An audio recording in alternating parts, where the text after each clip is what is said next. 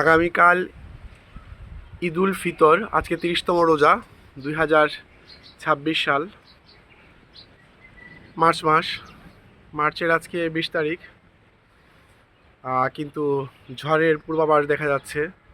ঈদগাতে নামাজ সম্ভব হচ্ছে না। চারদিকে আকাশ কালো হয়ে এসেছে। ঈদের আসল আনন্দ হচ্ছে ঈদগায় নামাজ পড়া। এবার সেটা সম্ভব হচ্ছে না।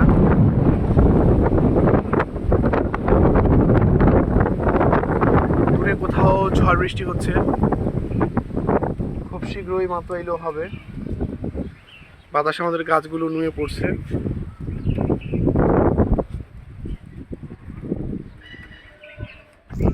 বৃষ্টি শুরু হয়ে গিয়েছে।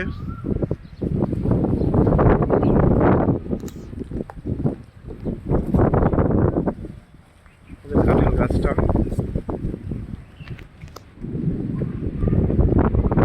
দেখি আমাদের মাছগুলোর কি অবস্থা।